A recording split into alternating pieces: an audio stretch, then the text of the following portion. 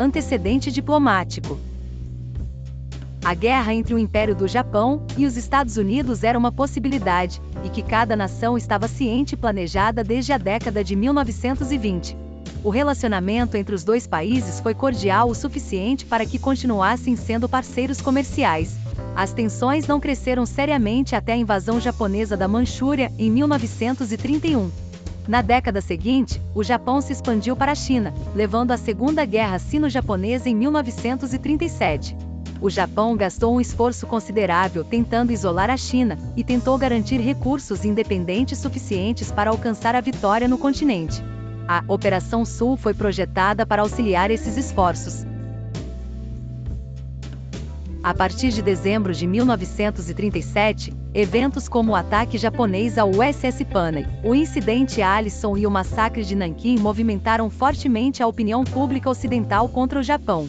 Temendo a expansão japonesa, os Estados Unidos, Reino Unido e a França ajudaram a China com seus empréstimos para contratos de suprimentos de guerra. Em 1940, o Japão invadiu a Indochina francesa, tentando impedir o fluxo de suprimentos que chegavam à China. Os Estados Unidos interromperam o embarque de aviões, peças, máquinas, ferramentas e combustível de aviação para o Japão, que estes consideraram um ato hostil. Em B6, os Estados Unidos não pararam as exportações de petróleo, no entanto, em parte por causa do sentimento predominante em Washington, D.C. Dada a dependência japonesa do petróleo americano, essa ação provavelmente seria considerada uma provocação extrema.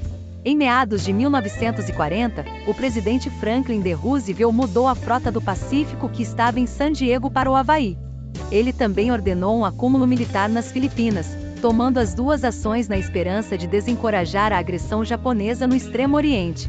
Como o alto comando japonês estava, erroneamente, certo de que qualquer ataque às colônias do Sudeste Asiático do Reino Unido, incluindo Singapura, levaria os Estados Unidos à guerra, um ataque preventivo devastador parecia ser a única maneira de impedir a interferência naval americana. Uma invasão nas Filipinas também foi considerada necessária pelos planejadores de guerra japoneses. O Plano de Guerra Laranja dos Estados Unidos previa defender as Filipinas com uma força de elite de 40 mil homens. Essa opção nunca foi implementada devido à oposição de Douglas MacArthur, que sentiu que precisaria de uma força 10 vezes maior. Em 1941, os planejadores dos Estados Unidos esperavam abandonar as Filipinas no início da guerra. No final daquele ano, o almirante Thomas C. Hart, comandante da frota asiática, recebeu ordens nesse sentido. Os Estados Unidos finalmente cessaram as exportações de petróleo para o Japão em julho de 1941, após a apreensão da Indochina francesa após a queda da França, em parte por causa das novas restrições americanas ao consumo doméstico de petróleo. Por causa dessa decisão, o Japão prosseguiu com os planos de tomar as Índias Orientais Neerlandesas, ricas em petróleo. Em B7, em 17 de agosto, Roosevelt alertou o Japão de que os Estados Unidos estavam preparados para tomar medidas opostas se países vizinhos fossem atacados. Os japoneses foram confrontados com uma dicotomia: ou se retiraram da China, e perderam a face, ou apreenderam novas fontes de matéria-primas nas colônias europeias ricas em recursos do Sudeste da Ásia. O Japão e os Estados Unidos entraram em negociações durante 1941, tentando melhorar as relações. No curso dessas negociações, o Japão se ofereceu para se retirar da maior parte da China e da Indochina francesa depois de fazer as pazes com o governo nacionalista. Também propôs adotar uma interpretação independente do Pacto Tripartite e se abster de discriminação comercial, desde que todas as outras nações fossem recíprocas. Washington rejeitou essas propostas. O primeiro-ministro japonês Konoye se ofereceu para se encontrar com Roosevelt, mas Roosevelt insistiu em chegar a um acordo antes de qualquer reunião. O embaixador dos Estados Unidos no Japão pediu repetidamente que Roosevelt aceitasse a reunião, alertando que era a única maneira de preservar o conciliatório governo Konoye e a paz no Pacífico. No entanto, sua recomendação não foi posta em prática. O governo Konoye entrou em colapso no mês seguinte, quando os militares japoneses rejeitaram a retirada de todas as tropas da China.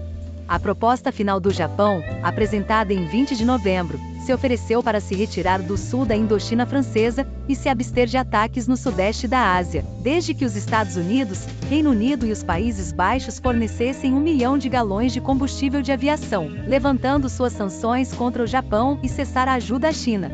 A contraproposta americana de 26 de novembro, 27 de novembro, no Japão, a nota RU, exigia que o Japão evacuasse completamente a China sem condições e concluísse pactos de não agressão com as potências do Pacífico.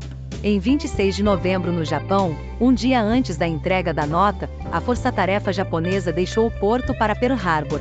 Os japoneses pretendiam o ataque como uma ação preventiva para impedir a frota do Pacífico dos Estados Unidos de interferir em suas ações militares planejadas no sudeste da Ásia contra territórios ultramarinos do Reino Unido, Países Baixos e Estados Unidos. Ao longo de 7 horas, houve ataques japoneses coordenados às Filipinas, Guam e Ilha Wake dos Estados Unidos, Império Britânico na Malásia, Singapura e Hong Kong. Além disso, do ponto de vista japonês, era visto como um ataque preventivo, antes que o medidor de petróleo ficasse vazio.